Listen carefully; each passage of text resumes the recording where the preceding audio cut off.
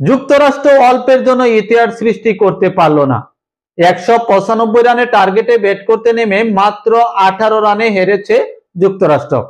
আসলে তারা কোন কোন জায়গায় পিছিয়ে ছিল অথবা তাদের মানসিক অবস্থান কতটুকু শক্তিশালী হলে দক্ষিণ আফ্রিকার বিপক্ষে এই 195 রানের টার্গেটে ব্যাট করতে নেমে মাত্র 18 রানে পরাজিত হয়। এই আমেরিকা দলটি যখন বাংলাদেশের বিপক্ষে খেলছিল তখনই কিন্তু বিভিন্নভাবে বলা হচ্ছিল 2-1 সিরিজ জিতেছে যুক্তরাষ্ট্র, সেখানে কিন্তু বাংলাদেশকে ট্রলই করা হচ্ছিল। তারা আসলে আয়োজক দেশ হিসেবে যে এই 2024 টি-20 বিশ্বকাপে অংশগ্রহণ করছে তা কিন্তু নয়। আসলে টি-20তে এই যুক্তরাষ্ট্রের মতো দল প্রয়োজন, সেটি কিন্তু তারা আজকে আবারও দেখিয়েছে দক্ষিণ আফ্রিকার বিপক্ষে। তো একটু যদি হিসাবটুকু মিলাই যে শেষ 2 ওভারে আমেরিকার প্রয়োজন ছিল 28 রান, যে 28 রান তাদের প্রয়োজন ছিল, অর্থাৎ প্রতি ওভার রেট তাদের ছিল মাত্র 14। সেইখান থেকে তারা এভাবে হেরে যাবে কেউ কিন্তু চিন্তাও করেনি। কিন্তু এখানে বলতেই হবে যে দক্ষিণ আফ্রিকার বোলাররা শেষের 2টি ওভার তারা খুব ভালো বল করেছে। যদি আমরা আরেকটু হিসাব মিলে যে শেষ 2 ওভারে দক্ষিণ আফ্রিকা আসলে কত রান করেছিল, শেষ 2 ওভারে দক্ষিণ আফ্রিকা করেছিল 21 রান, আর এখানে শেষ 2 ওভারে কিন্তু তারা মাত্র 9 রান করতে পেরেছে যুক্তরাষ্ট্র। এখানে কিন্তু কিছুটা পিছিয়ে ছিল, কারণ তা না হলে তারা 18 রানের বড় ব্যবধানে পরাজিত হতো না।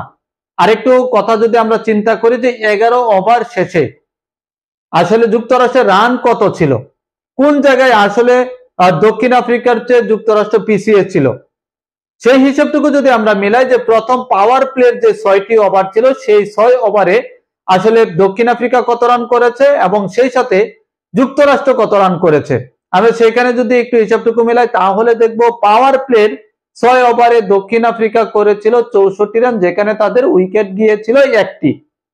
সেখানে 53 রান করেছে কিন্তু পাওয়ার প্লেতে যুক্তরাষ্ট্র, তারা কিন্তু হারিয়েছিল 2টি উইকেট।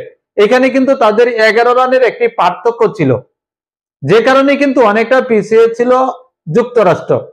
এরপর তারা নিজেদেরকে আবারও জ্বালিয়ে নিয়েছে। মাত্র আমরা দেখেছিলাম যে মাত্র অল্প রানের ব্যবধানে তারা কিন্তু 4টি উইকেট হারায়, অর্থাৎ 76 রানে 11 ওভার শেষে 76 রানে কিন্তু তারা 4টি উইকেট হারিয়ে ফেলে। শেষ 9 ওভারে যুক্তরাষ্ট্রের প্রয়োজন ছিল 119 রান, অর্থাৎ 54 বল থেকে 119 রান করতে হবে। ওভার প্রতি রেট হলো 13.22। সেইখান থেকে 6 উইকেট হাতে রেখে যখন তারা ব্যাট করতেছিল তখন 11তম বা 12তম ওভারে প্রথম বলে কিন্তু আরো একটি উইকেটের পতন ঘটে যায়। তার মানে সমীকরণ দ্বারাই 53 বলে 119 রান, সেখানে তাদের হাতে ছিল 5 উইকেট। সেইখান থেকে আন্দ্রেস ঘোষ এবং হারমিত সিং যে অসাধারণ খেলেছেন সেটি কিন্তু প্রশংসা করতে হবে। মাত্র 42 বলে 91 রানের পার্টনারশিপ, যার ওভার প্রতি রেট হলো 13। ভাবতে পারেন শেষের 2টি ওভারে যাদের প্রয়োজন হলো 14 করে, সেইখানে তারা টানা 60টি ওভার কিন্তু 13 রান ওভার প্রতি নিয়েছেন। উইকেটে কিন্তু তারা অবিচ্ছিন্ন ছিল, কিন্তু 19তম ওভারে প্রথম বলে যখন হারমিত সিং আউট হয়ে গেলেন সেখানে কিন্তু আসলে যুক্তরাষ্ট্র দল হেরে গেল। কারণ হারমিত সিং আউট হওয়ার পর কিন্তু আন্দ্রেস ঘোষ এখানে বোলাররা চলে এসেছে, ঠিক সেভাবে হাত খুলে খেলতে পারবে না। মাত্র 11টি বল থেকে তাদের প্রয়োজন হয়েছে 28 রান, সেইখান থেকে আর ফিরে আসতে পারেনি কিন্তু যুক্তরাষ্ট্র। কিন্তু যে লড়াকু মন মানসিকতা নিয়ে খেলেছে যুক্তরাষ্ট্র, সেখানে তাদেরকে প্রশংসায় ভাসাতেই হবে। প্রথমে টস জিতে ফিল্ডিং করার সিদ্ধান্ত নেয় আমেরিকা।